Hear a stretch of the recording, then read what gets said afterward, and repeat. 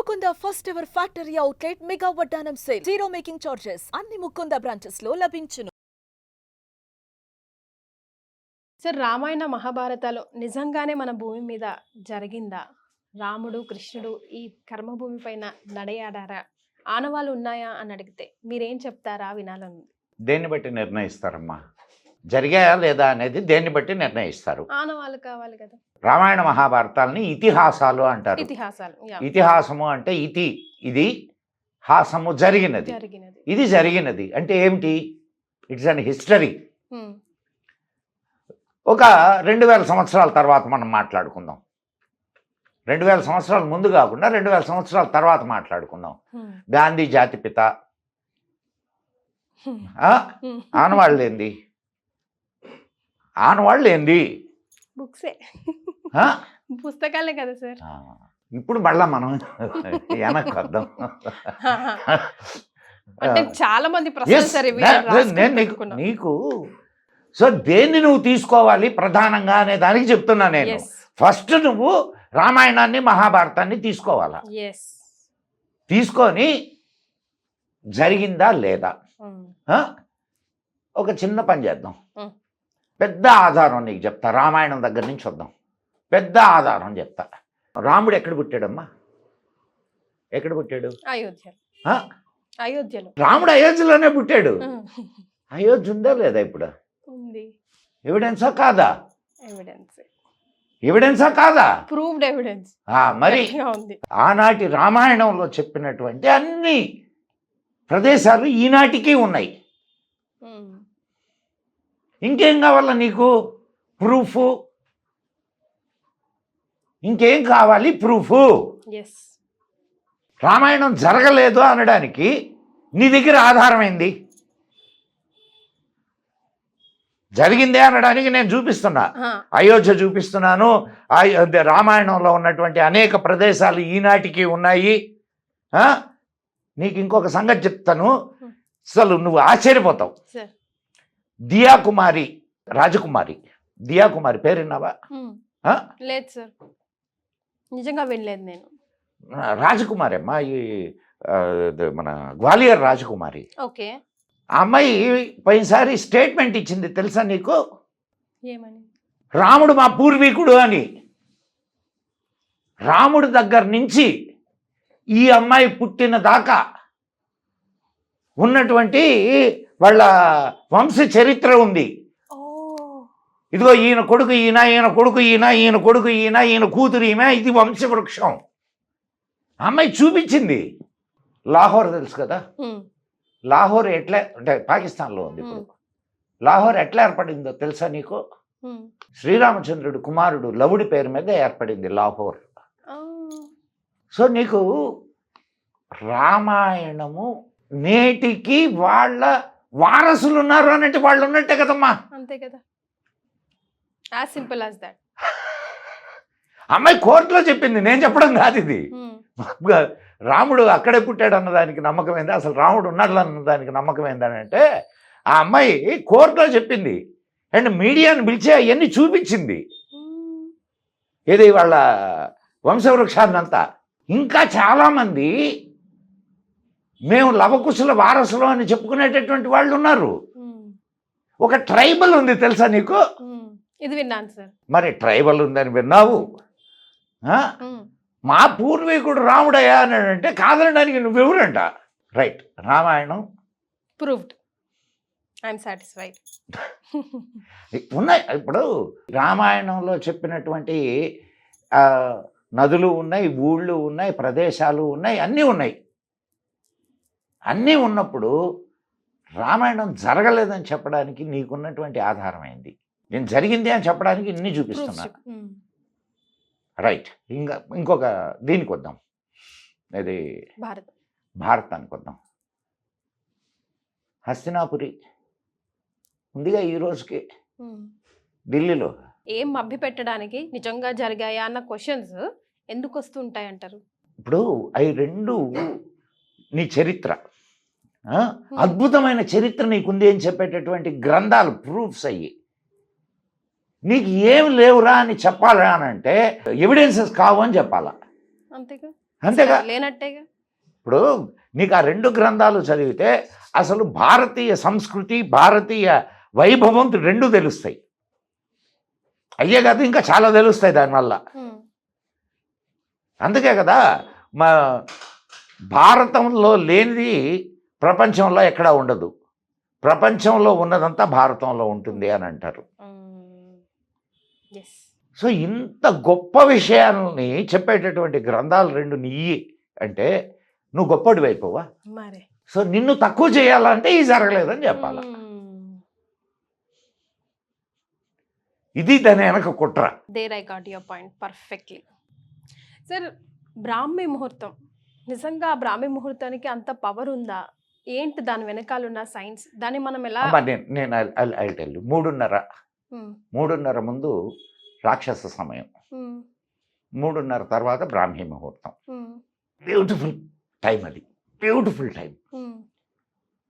కొంచెం నువ్వు ఓపిక చేసుకొని ఒక్కసారి 3:30 నుంచి 4:30 వరకు లేచి నువ్వు ఏ పనైనా చెయ్యి. అసలు ఎంత ఫ్రెష్గా ఉంటావో తెలుసా? సరే, దేవతలు తిరుగుతారు, ఋషులు తిరుగుతారు, ఇవన్నీ అటు పక్కన పెడతాం. ఇవన్నీ అటు పక్కన పెడితే నీకు నీ లైఫ్ అంటే నీ వర్కింగ్ అవర్స్లో ఒక 2 అవర్స్ పెరిగినట్లేనా? 2 అవర్స్ పెరిగినట్లేనా కాదా?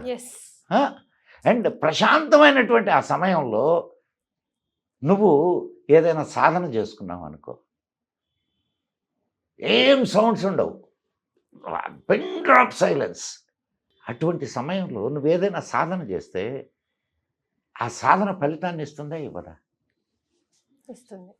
సరే, కనిపించని వాటి గురించి వదిలేద్దాం మనం. కనిపించని వాటి గురించి మాట్లాడొద్దు మనం. కాసేపు కళ్ళు మూసుకొని ధ్యానంలో కూర్చుంటే ఎంత. సో దీనివల్ల ఏంటి? ధ్యానం వల్ల ఏంటి? కాన్సన్ట్రేషన్ పెరుగుతుంది. యోగా చెయ్యి, ప్రాణాయామం చెయ్యి, కొన్ని యోగా ఆసనాలు వెయ్యి, ధ్యానం చెయ్యి. 10 నిమిషాలు 30 నిమిషాలు దానికి కేటాయించు. నీ లైఫ్లో నీకు జబ్బులు రావు. ఎస్, నువ్వు ఎక్సర్సైజ్ చేస్తున్నావు, ప్రాణాయామం చేస్తున్నావు, నిన్ను బ్రతికిస్తున్నది ఏది? శ్వాస. ఆ శ్వాసని నువ్వు కంట్రోల్లోకి తీసుకుంటున్నావు. అసలు నీకు ఇంకో విషయం చెప్తా, సమయం వచ్చింది కాబట్టి. స్వరశాస్త్రం అని ఒక శాస్త్రం ఉంది, తెలుసా నీకు? స్వరశాస్త్రం అంటే పాడడం కాదు, అది కాదు. స్వరము అంటే ఇది. దీన్ని ఎడా పింగళ అంటారు. దీన్ని కుడి ఎడమ, ఈ కుడి ఎడమల్ని ఎడా పింగళ నాడులు అంటారు. వాటిని వైబ్రేట్ చేయొచ్చు నీ శ్వాస క్రియ వల్ల, సాధన వల్ల. దానివల్ల జరిగేటటువంటి అనేక ప్రయోజనాలు ఉన్నాయి. దాన్ని స్వరశాస్త్రం అంటారు. వింటే తెలుసుకుంటే అన్ని మ్యాజిక్లో మన శరీరంలోనే. ఈ ప్రపంచంలో ఉండేదంతా నీ శరీరంలో ఉందమ్మా, నీ లోపల ఉన్నది. నువ్వు వేరు, ఈ ప్రపంచం వేరు కాదు. అది తెలుసుకో ఫస్ట్. నువ్వు కూడా ఈ ప్రపంచంలో ఒక భాగమే. కరెక్ట్, అవునా కాదా? సో ఈ ప్రపంచంలో ఉండేదే నీలో ఉంది, నీలో ఉండేదే ప్రపంచంలో ఉంది. యోగాలో ఒక సూత్రం ఉంది, యోగ కర్మసు కౌశలం. నువ్వు యోగా చేయడం వలన ఏం జరుగుతుంది? కర్మసు కౌశలం. అంటే నువ్వు చేసేటటువంటి కర్మ కౌశలం. కౌశలం అంటే నైపుణ్యం. నువ్వు చేసే పనిలో నైపుణ్యం పెరుగుద్ది. నువ్వు చేసే పనిలో నైపుణ్యం పెరిగిందనుకో, మంచి రిజల్ట్స్ వస్తాయా, రావా? తప్పుడు ఇదైనా కూడా ఒక ఉదాహరణ తీసుకుందాం. ఒక దొంగ